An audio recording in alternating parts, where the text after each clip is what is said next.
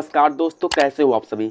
आज हम सॉल्व करेंगे एक्सरसाइज 6.1 का जो हमारा क्वेश्चन नंबर है दूसरा। आज हम उसे बहुत ही सरल तरीके से सॉल्व करेंगे। चलिए हम सबसे पहले अपना क्वेश्चन पढ़ते हैं। तो हमारा जो क्वेश्चन है वो है, एक घन का आयतन 8 सेंटीमीटर क्यूब प्रति सेकेंड की दर से बढ़ रहा है, ठीक है, और पृष्ठ क्षेत्रफल किस दर से बढ़ रहा है, जबकि इसी किनारे की जो लंबाई दी गई है वो हमें 12 सेंटीमीटर दी गई है। तो सबसे पहले यहाँ बात हुई है घन की, तो हम समझेंगे कि घन क्या होता है। तो हम यहाँ बताते हैं, घन की जो लंबाई, ऊंचाई और उसकी जो चौड़ाई होती है ना, वो सभी बराबर होती हैं, जिसे हम घन कहते हैं। तो हमने एक बना दिया रफली कि घन किसे कहते हैं। यहाँ पर देख सकते हैं, घन कुछ इस प्रकार का होता है। मान लेते हैं इसकी जो लंबाई है वो a है, तो जो घन की चौड़ाई होगी वो भी a होगी, जो ऊंचाई होगी वो भी a ही होगी, ठीक है। अब इसकी घन का आयतन क्या होता है, तो घन का जो आयतन होता है वो होता है a क्यूब, यानी कि जो इसकी भुजा है, भुजा का क्यूब। उसके बाद घन का जो क्षेत्रफल क्या होता है, घन का क्षेत्रफल होता है 6a स्क्वायर होता है। तो अब हम देखेंगे हमारे क्वेश्चन में दिया क्या गया है। तो हमारे को यहाँ पे लिखेंगे हल, और यहाँ पे दिया है, क्या दिया गया है, हम क्वेश्चन को बहुत ही सरल तरीके से बहुत ध्यानपूर्वक पढ़ के समझेंगे। देखिए यहाँ पे दिया गया है, एक घन का आयतन 8 सेंटीमीटर क्यूब प्रति सेकेंड, मतलब जो घन आयतन दिया गया है वो है 8 सेंटीमीटर क्यूब प्रति सेकेंड की दर से बढ़ रहा है। तो यहाँ पे आयतन क्या होता है, आयतन मतलब v जो है वो है 8 सेंटीमीटर क्यूब प्रति सेकेंड की दर से बढ़ रहा है। तो जब भी आपको क्वेश्चन में दर से बढ़ रहा है, दर से घट रहा है, तो इसका मतलब यह होता है कि किसी न किसी के सापेक्ष बढ़ रहा है, किसी न किसी के सापेक्ष वो घट रहा है। तो यहाँ पे हम कैसे जानेंगे कि किसके सापेक्ष बढ़ रहा है। तो यहाँ पे देखिए दिया गया है बटे में सेकंड है, बटे में क्या है, सेकंड है। इसका मतलब यह होता है कि हमारा जो है वो टाइम के सापेक्ष बढ़ रहा है, यानी कि टी के सापेक्ष हमारा जो आयतन दिया गया है वो बढ़ रहा है। अब देखिए यहाँ पर दिया गया क्या गया है, पृष्ठ क्षेत्रफल किस दर से बढ़ रहा है, मतलब हमें ये निकालना है कि पृष्ठ जो क्षेत्रफल है वो किस दर से बढ़ रहा है। और यहाँ पर दिया गया है जबकि इसके किनारे की लंबाई 12 सेंटीमीटर है। किनारे की लंबाई मतलब ये जो भुजा दी गई है ना, जो भुजा बनाया है, इसकी जो लंबाई है ए जो दिया गया है वो हमें दिया गया है 12 सेंटीमीटर।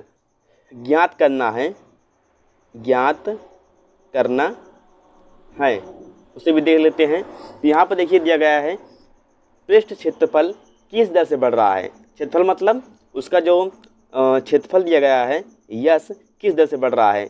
अब ये भी किसने किसके सापेक्ष बढ़ेगा, तो ये भी बढ़ेगा किसके सापेक्ष, जब ये वॉल्यूम बढ़ा है टी के सापेक्ष, तो हमारा क्षेत्रफल भी टी के सापेक्ष बढ़ेगा, जो कि हमें निकालना है, ठीक है। चलिए निकालते हैं। यहाँ पे लिखेंगे घन का आयतन, घन का आयतन, घन का आयतन क्या होता है, हमने क्वेश्चन के शुरू करने से पहले ही बता दिया है। घन का जो आयतन होता है वो होता है a क्यूब, यानी कि भुजा का क्यूब होता है। तो यहाँ पर लिख सकते हैं v इक्वल टू क्या होता है, a क्यूब। हमें क्या करना है, इसको टी के सापेक्ष अवकलन करना है तभी निकलेगा। तो यहाँ पर लिखेंगे टी के सापेक्ष अवकलन करने पर, तो डी वी बटे D T is equal to हो जाएगा हमारा डी बटे डी टी, ठीक है। ये टी है a क्यूब। चलिए करते हैं इसका अवकलन, इसका अवकलन करेंगे डी वी बटे D T is equal to, जब a क्यूब का अवकलन करेंगे तो जिसका हो जाएगा 3a स्क्वायर हो जाएगा, यानी कि 3a क्यूब हो जाएगा। तो ये हो गया। अब देखिए जब a का दोबारा करेंगे तो इसका आ जाएगा डी ए बटा डी टी। तो ये हमारा अवकलन कंप्लीट हो गया। हम क्या करेंगे, जो हमें वैल्यू दी गई हैं यहाँ पर हमने पहले बताया, ये वैल्यू जो दी गई हैं इसको यहाँ पर हम पुट कर देंगे। देखिए क्या दिया गया है, डी वी बटा डी टी दिया गया है 8 सेंटीमीटर क्यूब प्रति सेकेंड, मतलब इसको यहाँ पर हम रख सकते हैं 8 सेंटीमीटर क्यूब प्रति सेकंड को रख सकते हैं। उसके बाद 3 है, यहाँ पर देखिए ए है, ए बी में दिया गया है, यहाँ पे देखिए 12 सेंटीमीटर दिया गया है, तो यहाँ पे हम सिंपली 12 सेंटीमीटर रख देंगे। उसके बाद यहाँ पर D A by D T नहीं दिया गया है, तो हम इसे ऐसे ही लिख लेंगे। उसके बाद इसे हम सॉल्व करेंगे। देखिए यहाँ पे क्या है, 8 है तो 8 लिख दीजिए। उसके बाद 3 और क्या है 12 बराबर में 144, यानी कि 12 का गुणा जब हम 12 से करेंगे तो उसका आएगा 144। ओके, तो यहाँ पे देखिए यहाँ पे क्या बचा, DA/DT बचा। उसके बाद देखिए ये क्या है, ये गुणे में है, जब ये इधर जाएगा क्या हो जाएगा, भाग में हो जाएगा। तो हमारा DA/DT इज इक्वल टू आ जाएगा 8 बटे, ये बटे में जाएगा ना, 3 गुणे 144 हो जाएगा। ये हमारा, इसे हम सॉल्व नहीं करेंगे, इसे हम बाद में सॉल्व करेंगे। ये हमारा निकल गया DA/DT। अब थोड़ा आगे सॉल्व करेंगे। तो हमारा DA/DT निकल चुका है। अब हम निकालेंगे, अब यहाँ पर देखिए क्षेत्र, हमें क्या निकालना था, हमें निकालना था इसका क्षेत्रफल का अवकलन करना था ना। तो यहाँ पे लिखेंगे घन का क्षेत्रफल। तो यहाँ पे चलिए लिखते हैं, यहाँ पे हम लिख देते हैं घन का क्षेत्रफल क्या होता है, उसमें निकालेंगे ना है। यहाँ पे जाएगा घन का क्षेत्रफल क्या होता है, S इज इक्वल टू होता है, यहाँ पर देखिए हमने बताया था जो घन का क्षेत्रफल होता है वो होता है 6a²। तो यहाँ पे आप लिख दीजिए क्या, 6a²। और हमें इसे अवकलन किसके सापेक्ष करना है, हमें अवकलन करना है t के सापेक्ष। यहाँ पर देख सकते हैं, तो यहाँ पर हम t के सापेक्ष इसका अवकलन करेंगे। यहाँ पर आ जाएगा ds/dt is equal to 6 constant निकल जाएगा बाहर और अंदर बचेगा d/dt a²। इसका जब अवकलन करेंगे तो यहाँ पर जाएगा ds/dt is equal to 6a² का अवकलन क्या होगा, a² का अवकलन होगा 2a।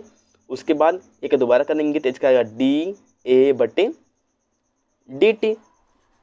अब यहाँ पे हम वैल्यू रख देंगे तो हमारा आंसर आ जाएगा। यहाँ पे आ जाएगा ds/dt इज इक्वल टू 6 गुणे 2 गुणे एक वैल्यू क्या है, एक वैल्यू यहाँ पर देख सकते हैं, जो हमें एक वैल्यू पहले दिए गए है भुजा, यानी कि एक वैल्यू दी गई है 12 सेंटीमीटर। यहाँ पे हम आराम से 12 रख सकते हैं। गुणे में DA/dt क्या है, यहाँ पर देखिए हमने निकालना भी है DA/dt, यहाँ पे है, इसका क्या आ जाएगा 8 बटे, यहाँ पे लिख देते हैं 8/3 गुणे 144 है। तो यहाँ पे इसको हम सॉल्व कर लेंगे, इजीली हमारा आंसर आ जाएगा। यहाँ पे सॉल्व करते हैं 12 बराबर में 144, ठीक है। उसके बाद यहाँ पर देखिए किसका करेगा, 3 दूनी 6, उसके बाद 2 छंग 12, ठीक है। अब देखिए फिर कट रहा है, यहाँ पे क्या कट रहा है, 2 3 6, क्या बचा यहाँ पे हमारा, कुछ सब कुछ कट के बचा है 8/3। तो हमारा ये आंसर है। बस हम इसका रख देंगे मात्रक, ds/dt इज इक्वल हो जाएगा 8/3। और मात्रक कैसे रखना है, मात्रक देखिए यहाँ पे क्या है, क्षेत्रफल है, क्षेत्रफल मात्रक क्या होता है सेंटीमीटर², और बटे में क्या है टाइम है, यानी सेकंड हो जाएगा इसका, यहाँ पे s हो जाएगा। तो बस यही हो जाएगा हमारा टोटली आंसर, ये हो जाएगा हमारा आंसर।